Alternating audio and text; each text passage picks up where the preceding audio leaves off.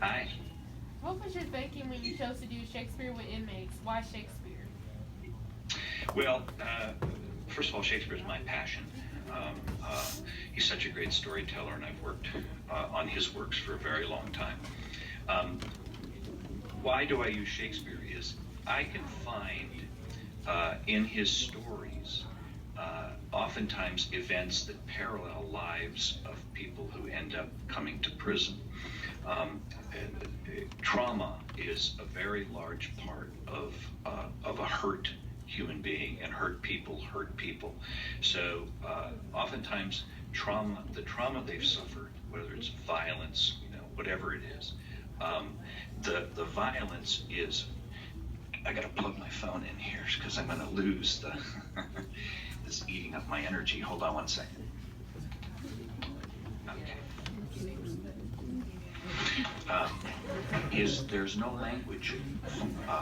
They can't talk about the violence, and but I can find a monologue, or I can find a scene in Shakespeare that parallels the violent trauma in their life.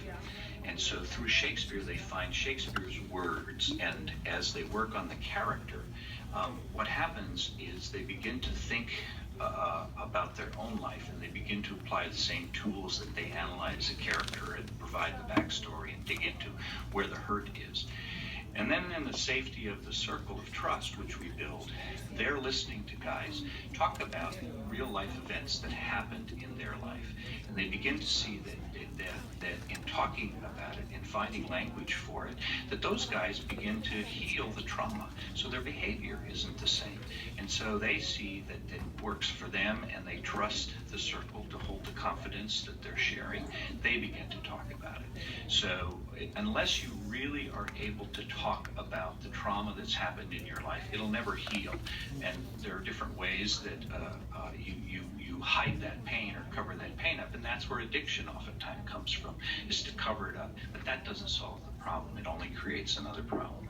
So Shakespeare, a great storyteller. Shakespeare, a great understander of has a great understanding of humanity, and his plays are as relevant now as they were 400 years ago.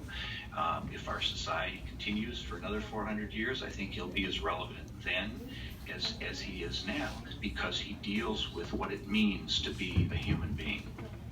Okay, thank you very much.